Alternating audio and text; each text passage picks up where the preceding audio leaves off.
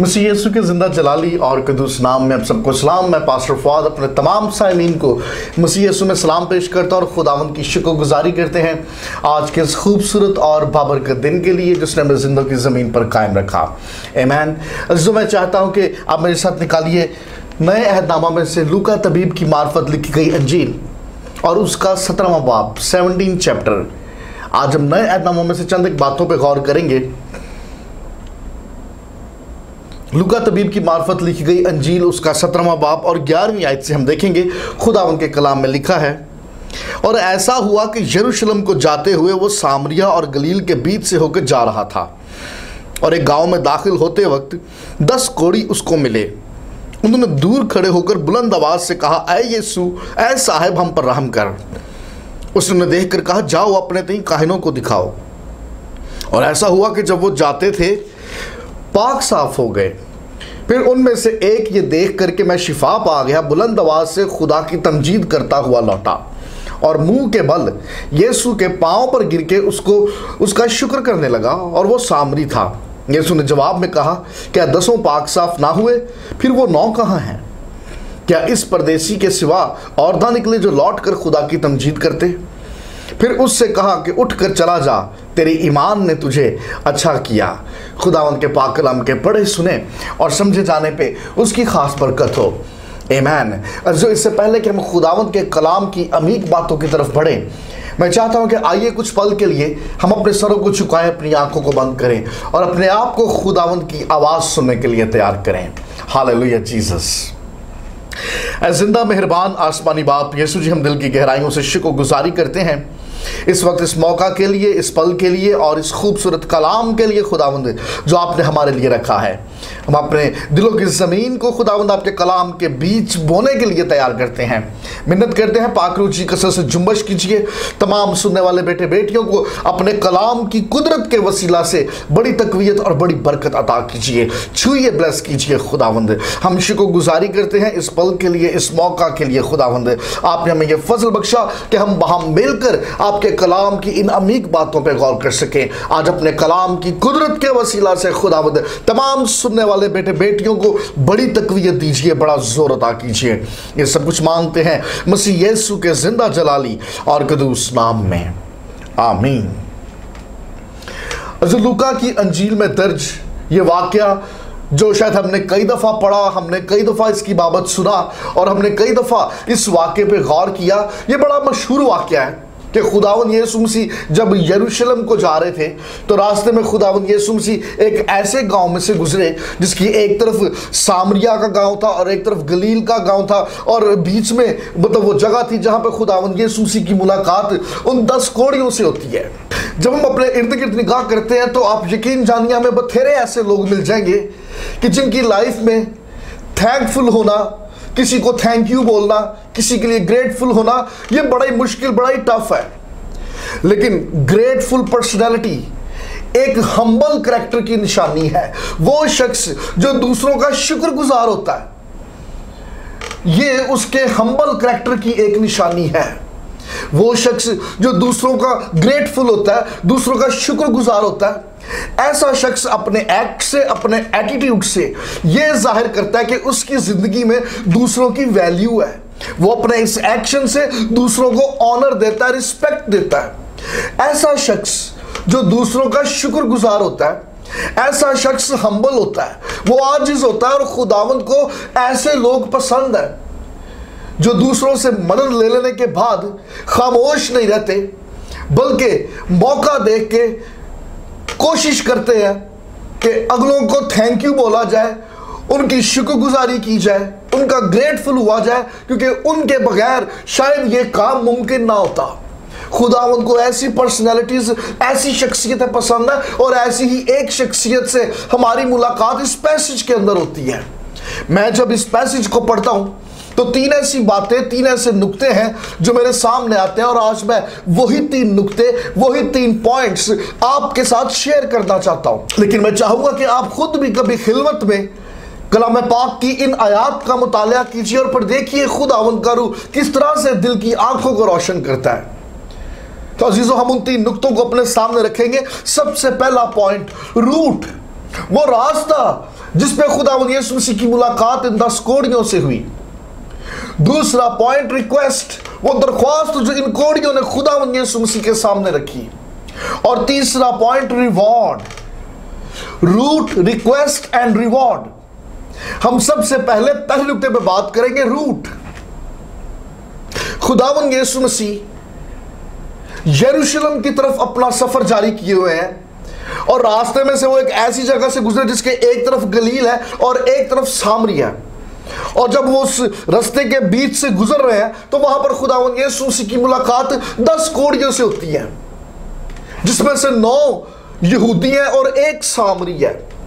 अभी चूंकि ये आसपास के इलाके से थे और इस मर्ज के सबब से ये अपनी अपनी सोसाइटी से, अपने अपने इलाकों से बाहर निकाले हुए थे, ये फाटकों से बाहर थे। उस दौर में कोढ़ का मर्ज एक जानलेवा मर्ज था जिसका कोई इलाज नहीं था। हर वो शख्स जिसकी बॉडी पे कोढ़ जैसा मर्ज डायग्नोज हो जाए, उसके लिए ताकीद ये थी कि ऐसा शख्स जो है अपना सर मुंडाए, एक लंबा चोगा पहने जिससे उसका बदन जो है वो छुपा रहे, और अपने गले में एक ऐसी तख्ती, एक ऐसा निशान पहन ले जिसके ऊपर लिखा हो नापाक। और ऐसा शख्स अपने घर से, अपने अजीजों से, अपने रिश्तेदारों से, अपनी सोसाइटी, अपनी कम्युनिटी से खारिज कर दिया जाए, बाहर निकाल दिया जाए। और यहां पर हमारी मुलाकात 10 कोड़ियों से होती है। ये 10 के 10 एक ही तरह की सिचुएशन को फेस कर रहे हैं। ये सब लोग एक ही तरह की सूरत हाल का सामना करें। ये सब अपने खानदान, अपनी फैमिलीज, अपनी सोसाइटीज, अपने कुलीग्स, अपने अजीज, अपने दोस्तों से काटे हुए, अलग किए हुए हैं। इब्रानी जुबान में कोड़ी का मतलब, लेपर का मतलब ही मारा हुआ, क्योंकि यहूदी अकीदा यह था कोढ़ चूंकि ला इलाज मर्ज है, इसका कोई इलाज नहीं है, ये इंसान के बस से बाहर है, कोई तबीब, कोई डॉक्टर, कोई फिजिशियन इसका इलाज नहीं कर सकता। ये शख्स जिसको कोढ़ निकला है ये खुदा का मारा हुआ है, क्योंकि अकीदा ये था कि ऐसा शख्स जिसके बदन पे कोढ़ जैसा मर्ज नजर आना शुरू हो जाए, जरूर ऐसे शख्स ने खुदावंद के हुजूर कोई ऐसी गलती की है जिससे खुदा नाराज हुआ है। अब खुदावंद का गजब इसके ऊपर भड़का और ये खुदावंद का मारा हुआ है, ये छोड़ा हुआ है, ये रद्द किया हुआ है, ये खुदावंद की तरफ से इसको सजा मिली है। इसका मतलब ये कि उनका अकीदा यह था कि कोढ़ पहले रूह को लगता है और फिर आहिस्ता आहिस्ता उसके असरात बदन पे रूनुमा होने शुरू हो जाते हैं। और यहां पर हमारी मुलाकात उस रूट पे 10 कोड़ियों से होती है। ये सब के सब अपनी सोसाइटी से, अपने इलाके, अपनी कम्युनिटी से खारिज किए गए लोग थे। मतलब इनकी बीमारी, इनका कोढ़, इनके और लोगों के बीच में इस डिस्टेंस का एक वैलिड रीजन था। लेकिन खुदावंद का कलाम हमें यह बताता है कि एक दिन खुदावंद यीशु मसीह वहां पर आ गए। हालेलुया। और ये लोग जिनका मानना यह था कि ऐसे लोग जिनके बदन पे कोढ़ निकल आए उन पे खुदावंद का अजाब है, और जिन पर खुदावंद का अजाब था एक दिन खुद खुदावंद उनसे मुलाकात के लिए आ गया। हालेलुया। मतलब इनके और खुदावंद के बीच में ये डिस्टेंस, ये फासले का सबब इनकी ये बीमारी, इनकी ये डिजीज थी। जो काम किसी इंसान से मुमकिन नहीं था, अरे वो काम खुदावंद ने आप कर दिया। उसने इस रूट का इंतखाब किया जहां पर उसकी मुलाकात इन 10 कोड़ियों से हो गई। और जिस दिन उनकी मुलाकात यीशु नासरी से हो गई, खुदावंदों के खुदावंद से हो गई, अरे उस दिन इनका मर्ज, इनका ये कोड़ हमेशा हमेशा के लिए जाता रहा। हालेलुया। यहां पर ये 10 कोड़ी बनी नौ इंसान की हालत की तस्वीर पेश करते हैं। बाग अदन में एक गलती के सबब से आदम की रूह को गुनाह का कोड़ लग गया, और ये कोड़, ये डिजीज आहिस्ता आहिस्ता बढ़ती गई, फैलती गई। इस रूहानी कोड़ का कोई इलाज बनिनो इंसान के बस में नहीं था, इंसान से यह मुमकिन नहीं था। लेकिन जो इंसान से मुमकिन नहीं था वो खुदावंद से मुमकिन था। और एक दिन खुदावंद ने अपना तख्त, अपना जलाल छोड़ा, और रुए जमीन के इस रूट, इस रास्ते का इंतखाब किया और गुनाह में लथपथ इंसान की जिस दिन मुलाकात मसीह यीशु नासरी से हो गई, खुदावंद से हो गई, अरे उस दिन उसके रूह का ये कोड जाता रहा, गुनाह से मखलसी मिल गई, निजात मिल गई, रिहाई मिल गई। हालेलुया। अरे ये इंसान के बस का नहीं था, ये खुद से अपने कोड का इलाज नहीं कर सकते थे। लेकिन खुशी की बात यह है कि एक दिन उस रूट पे यीशु आ गया और इनकी मुलाकात यीशु नासरी से हो गई। जिस दिन मुलाकात हो गई, अरे जिस दिन यीशु का तजर्बा हो गया, उस दिन जिंदगी बदल गई, सब कुछ बहाल हो गया, लाइफ फिर से ट्रैक पे आ गई। हालेलुया। पहली बात थी रूट, दूसरी बात रिक्वेस्ट। आप इनकी दरख्वास्त पे गौर कीजिए। खुदा उनके कलाम में लिखा हुआ है, ये यीशु के सामने दरख्वास्त रखते हैं, ऐ साहब हम पर रहम कर। ये खुदावंद यीशु मसीह से रहम की अपील कर रहे हैं। ये खुदावंद यीशु मसीह को ये नहीं कह रहे कि हमें शिफा दे, हमें रिहाई दे, हमें निजात दे, बल्कि इनकी रिक्वेस्ट ये थी कि ऐ साहब हम पर रहम कर। खुदावंद के सामने रहम की अपील करना, ये इस बात की तरफ इशारा था कि ये खुदावंद यीशु मसीह को कह रहे कि हमारी इस तकलीफ, हमारे इस दर्द को कम कर। रहम की अपील करने का मतलब यह था कि कहीं ना कहीं ये इस बात को एक्सेप्ट करते हैं कि आज इनकी जो भी हालत है, इनकी गलतियों, इनकी खताओं, इनकी हमाकतों का नतीजा है। कहीं ना कहीं इन्होंने जरूर कुछ ऐसे काम किए, कुछ ऐसी एक्टिविटीज में इन्वॉल्व रहे जिसकी वजह से आज इनकी ये हालत है। ऐ साहब हम पर रहम कर। ये लोग दर्द में थे, तकलीफ में थे, लेकिन अच्छी बात यह थी कि जब इनकी मुलाकात यीशु से हो गई, ये खामोश नहीं रहे, बल्कि ये यीशु से गुफ्तगू करते हुए नजर आते हैं। हालेलुया। इसका मतलब कि इनके मौजज़े में सिर्फ खुदावंद यीशु मसीह की प्रेजेंस ही नहीं, बल्कि इनकी अपनी पार्टिसिपेशन भी शामिल थी, बल्कि इनकी अपनी शमूलियत भी नजर आती है, इनकी अपनी रजामंदी भी नजर आती है। इन्होंने खुदावंद यीशु मसीह से मौजज़े को पा लिया।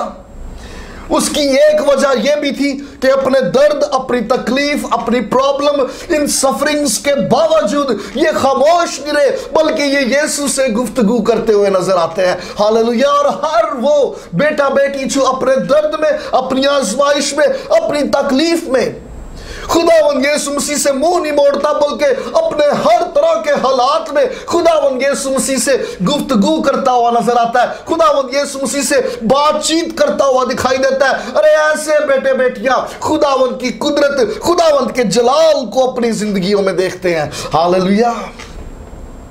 इन्होंने खुदावंद यीशु मसीह के आगे अपनी इस रिक्वेस्ट को, इस अपील को रखा। अच्छा, गौर तलब बात यह है, ये 10 कोढ़ी थे और इन्होंने जब देखा कि सामने से कुछ लोग आ रहे हैं, इन्होंने फौरन पहचान लिया और कहा कि यीशु ऐसा है, हम पर रहम कर। इन्होंने यीशु को पहचाना कैसे? ये कैसे यीशु को पहचान गए कि इन 12 लोगों के साथ जो 13वां शख्स है, दैट इज जीसस।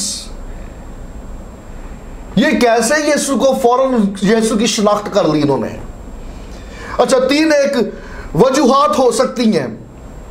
सबसे पहला पॉइंट, सबसे पहली वजह तो यह हो सकती है कि Jesus was a famous personality, वो एक मशहूर शख्सियत थी, और यह मुमकिन है कि इन 10 कोढ़ियों में से कुछ कोढ़ी ऐसे हो जो यीशु के शागिर्दों से वाकिफ हो, और जब उन्होंने उन शागिर्दों को आते हुए देखा तो वो समझ गए कि यीशु आ रहा है इनके साथ, और उन्होंने बाकी कोढ़ियों को कहा कि देयर इज जीसस। लेकिन एक प्रॉब्लम यह है कि वो जो शागिर्दों से वाकिफ थे वो यीशु को तो पहले नहीं देखा था, और जितने भी लोग थे सबकी दाढ़ियां थी, सबके लंबे बाल भी थे, लेकिन उसके बावजूद इन्होंने यीशु को कैसे पहचान लिया? क्योंकि इन्होंने स्ट्रेट यीशु से कलाम किया और यीशु ने फिर इनको जवाब दिया। दूसरी बात यह हो सकती है इवेंजलिज्म। यह ऐन मुमकिन है कि जब यीशु वहां से गुजरा हो तो लोगों ने धूम मचा दी हो कि यीशु आ गया, यीशु आ गया। इस इवेंजलिज्म की वजह से ये बात इनके कानों तक भी पहुंच गई कि यीशु यहां से गुजर रहा है। इन्होंने भी भाग के यीशु के सामने अपनी दरख्वास्त को रखना शुरू कर दिया। लेकिन सवाल अब भी वहीं पे है कि उस भीड़ में उन 12 शागिर्दों के साथ इन्हें कैसे पता चला कि 13वीं शख्सियत जो है दैट इज जीसस। सवाल अब भी वहीं पे है, इन्होंने यीशु की शिनाख्त कैसे की? एक तीसरी ऑप्शन भी है और मुमकिन है कि ये तीसरी ऑप्शन सही हो। इन 10 कोड़ियों में से ये ऐन मुमकिन है कि कुछ कोड़ी ऐसे हो कि जिन्होंने अपनी खुशहाल जिंदगी में, जब वो हेल्दी थे, तंदुरुस्त थे, उस वक्त यीशु का तजर्बा किया हो।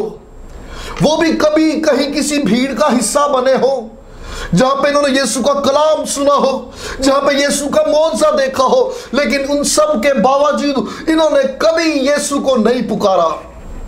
जब ये खुशहाल थे और यीशु का एक्सपीरियंस भी किया, कलाम भी सुना, उसके मौजज़ात भी देखे, यीशु को कभी नहीं पुकारा। लेकिन अब जब ये तकलीफ में है और पता चला कि यीशु यहां से गुजरे, वो यीशु की शिनाख्त रखते थे क्योंकि माजी में कभी तजर्बा हो चुका था। और जब इन्होंने देखा कि यीशु आ गए तो बाकी कोड़ियों को भी बोला, आओ यीशु को पुकारे।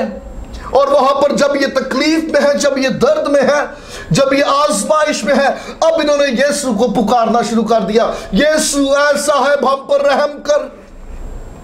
इन कोड़ियों की तरह और भी बथेरे बेटे बेटियां हैं जिनका रवैया कुछ ऐसा ही है। अगर हम तीसरे नुक्ते पे बात करें तो इसका मतलब यह था कि इनकी लाइफ में Jesus was not the first option, इनकी लाइफ में Jesus was the last option. यीशु आखिरी ऑप्शन थी इनकी लाइफ में।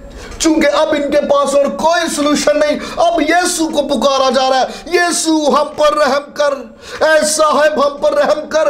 अरे ये आज भी बथेरे बेटे बेटियों की एक तस्वीर है, अरे जो यीशु का तजर्बा रखते हैं, जिन्होंने कई दफा यीशु का कलाम सुना, उसके मौजज़ात देखे, लेकिन चूंकि जिंदगी खुशहाल है इसलिए कभी जरूरत ही महसूस नहीं की कि यीशु को पुकारा जाए, अरे उससे बातचीत की जाए। हाँ, मगर जब जिंदगी में आजमाइशें आई, जब हालात गड़बड़ा गए और जब कुछ समझना है, जब कुछ सूरत हाल समझना है, तो ऐसी हालत में, ऐसे हालात में खुदावंत के बथेरे बच्चे खुदावंत को पुकारना शुरू करते हैं, यीशु ऐ साहब हम पर रहम कर।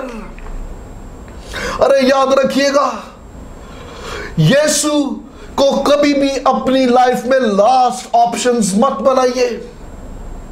अगर आपने यीशु का तजर्बा किया तो ये आपके लिए सवाल है, this is the question for you. आपकी जिंदगी में यीशु की क्या वैल्यू है? अरे वो किस दर्जे पर है? आया यीशु आपकी लाइफ में फर्स्ट ऑप्शन है या वो लास्ट ऑप्शन है? आपका यीशु के लिए रवैया कैसा है? What is your attitude? अरे ये लोग जब हैप्पी थे, ठीक थे, तंदुरुस्त थे, खुशहाल थे, तो कभी यीशु को नहीं पुकारा। Now this is the time कि अब वो यीशु को पुकारे। लेकिन खुशी की बात यह है, अगरचे इन्होंने अपने मुश्किल वक्त में अपने मुफाद के लिए यीशु को पुकारना शुरू किया, यीशु ने इनकी पुकार का, इनकी दरख्वास्त का जवाब इन्हें दिया। यीशु मुंह मोड़ के चल ना दिया, बल्कि यीशु रुका, उसने इनकी आवाज को सुना, इनकी दरख्वास्त को सुना और इनको रिस्पॉन्स किया। अरे मैं खुदावंत की शुक्रगुजारी करता हूं क्योंकि वो रहीम है, वो मेहरबान है, वो तंज नहीं करता, वो टोंट नहीं करता, बल्कि जब जब तकलीफ और दर्द में घिरे, आजमाइशों में घिरे हुए अपने बेटे बेटियों की पुकार को सुनता, वो रुक जाता है और फिर जवाब देता है। हालेलुया। पहली बात थी रूट, दूसरी बात रिक्वेस्ट और तीसरी और आखिरी बात रिवॉर्ड। इन कोड़ियों की दरख्वास्त यह थी कि ऐ साहब, ऐ यीशु हम पर रहम कर, और यीशु का आंसर यह था, जाओ अपने तिकाहिनों को दिखाओ।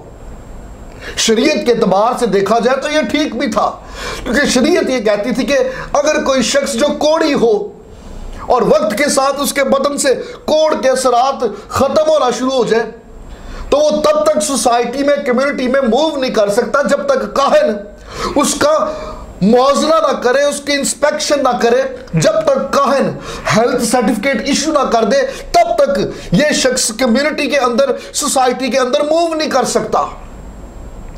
और खुदावंद यीशु मसीह ने कहा कि जाओ अपने तिकाहिनों को दिखाओ, और ये सब चल पड़े हैकल की तरफ ताकि काहिन इनको देखे और मुआवजा करे। आप गौर कीजिएगा कि कोई शख्स हैकल में काहिन के पास तब तक नहीं जा सकता था जब तक वो ठीक ना हो जाए। काहिन तब तक मुआयना नहीं करता था जब तक उसका कोड ना चला जाए। तो जब यीशु मसीह ये कह रहे हैं कि जाओ अपने काहिनों को दिखाओ, इसका मतलब ये कि यीशु ने कलाम कर दिया तो इनके लिए शिफा जारी हो चुकी है। अब इन्होंने उस शिफा को रिसीव करना है। हालेलुया। और जैसे इन्होंने खुदावंद के कलाम के मुवाफिक हैकल की तरफ, काहिन की तरफ बढ़ना शुरू कर दिया, खुदावंद का कलाम बताता है कि चलते चलते इनका कोड जो है वो भी इनके बदन से खारिज होता गया। इसका मतलब ये कि हर दफा मौजज़ा लंबी लंबी दुआएं करने से, लंबी लंबी शिफात करने से या ढेरों ढेर रोजे रखने से नहीं हो जाता। अरे बाज दफा मौजज़ा खुदावंद के कलाम की ताबेदारी करने से भी वकूዕ में आता है। हालेलुया। बाज दफा मौजज़ात इस सबब से रुक जाते हैं कि खुदावंद के लोग दरख्वास्तें भी देते हैं, रोजे भी रखते हैं, लेकिन कलाम के ऐन मुआफिक नहीं चलते। लेकिन वो जो खुदावंद की ताबेदारी करते रहे वो खुदावंद से मौजज़ात को पा लेते हैं, खुदावंद की कुदरत, खुदावंद के जलाल को देखते हैं। ये हैकल में गए, काहिन ने मुआयना किया, चेकअप किया, इंस्पेक्शन की, हेल्थ सर्टिफिकेट इशू कर दिया। 9 के 9 लोग, उन्होंने जो भी नजराने थे, जो भी कुर्बानियां थी वो गुजरानी वहां पे, और फिर वापस अपने घरों में लौट गए। वहां हैकल में शुक्रगुजारी की दुआएं की, अपने दिल में खुदावंद की शुक्रगुजारी की और वहां से अपने घरों को लौट गए। लेकिन खुदावंद का कलाम बताता है कि उनमें एक सामरी भी था। और जब यीशु मसीह से पैगाम को लेके, मैसेज को लेके काहिन की तरफ बढ़ते चले जा रहे हैं, उस सामरी ने रास्ते में अपने आप को चेक करना शुरू कर दिया और उसने ये महसूस किया कि उसका बदन पाक साफ हो गया। इससे पहले कि अब वो काहिन के पास जाता, वो वहीं से वापस मुड़ा और सीधा यीशु के कदमों में आ गिरा और बुलंद आवाज से खुदावंद की तारीफ और तमजीद और शुक्रगुजारी करनी शुरू कर दी। खुदावंद ने कलाम किया और मौजज़ा 10 के 10 लोगों ने पाया, लेकिन उन 10 में से एक वापस लौट के आया खुदावंद की शुक्रगुजारी के लिए, खुदावंद की तारीफ, खुदावंद की तमजीद के लिए। लेकिन जो तजर्बा इस सामरी ने किया, उस तजर्बे से वो बाकी 9 लोग महरूम रह गए। अरे उन 9 लोगों ने तो सिर्फ जिस्मानी शिफा पाई, लेकिन इस सामरी ने ना सिर्फ जिस्मानी शिफा बल्कि उसके साथ साथ रूहानी शिफा भी पाली, नजात भी मिल गई। खुदावंद का कलाम ये कहता है कि यीशु मसीह ने कहा कि जा, तेरे ईमान ने तुझे अच्छा किया। अरे ये ईमान ले आया, ये खुदावंद की तारीफ और तमजीद करने लगा। अरे उन 9 लोगों के लिए तो काहिन का मुआयना करना, काहिन का चेकअप करना, ये सब कुछ था, दैट इज फाइनल। अगर काहिन ने कह दिया तो अब और किसी चीज की हाजत नहीं है। लेकिन इस सामरी के लिए इंस्पेक्टर से कहीं ज्यादा शिफा देने वाला बड़ा है। हालेलुया। मैं जब इन 10 कोड़ियों से मुलाकात करता हूं तो इन 10 कोड़ियों में मुझे 2 कैटेगरी के मसीही ग्रुप्स दिखाई देते हैं। एक कैटेगरी तो वो जिन्होंने मौजज़ा पाया, चले गए, फिर लौट के ना आए, और एक कैटेगरी वो जिसमें ये सामरी था, अरे जिसकी जिंदगी में खुदावंद का जलाल ज़ाहिर हुआ। ये लौटा, यीशु के कदमों में झुक गया, उसका गवाह बन गया, खुदावंद की तारीफ और तमजीद करने लगा, रूहानी तौर पे खुदावंद की पहचान में बढ़ गया। आज कलीसियाओं में बथेरे ऐसे बेटे बेटियां हैं जो फेलोशिप का, कलीसियाओं का हिस्सा बनते हैं फकत इसी गर्ज से कि खुदावंद का मौजज़ा चाहिए। अरे वीज़े लग जाए, नौकरियां लग जाए, खुदावंद की कुदरत, खुदावंद का जलाल जाहिर हो जाए। उन्हें यीशु से सिर्फ और सिर्फ मौजज़ा चाहिए, इससे बढ़ के कुछ नहीं चाहिए। मौजज़ा होता है, खुदावंद की कुदरत, खुदावंद का जलाल भी जाहिर होता है। ये जाते हैं और फिर लौट के नहीं आते, क्योंकि यीशु से और कुछ चाहिए ही नहीं था। लेकिन एक कैटेगरी वो है, अरे जिनकी जिंदगी में, जिनके खानदानों में खुदावंद की कुदरत, खुदावंद का जलाल जाहिर होता है, और फिर वो अपनी दुनिया को खैर बात कह के यीशु के कदमों में आ जाते हैं। अरे उन पे फजल ये होता है कि वो यीशु का शख्सी तजर्बा हासिल करते, यीशु की पहचान में बढ़ते जाते हैं। अरे ना सिर्फ जिस्मानी तौर पर बल्कि रूहानी तौर पर भी खुदावंद की पहचान में तकवीयत पाते हैं। हालेलुया, आज आपके सामने सवाल है ये, आप किस कैटेगरी में हो? अरे आप किस ग्रुप का, किस जमात का हिस्सा हो?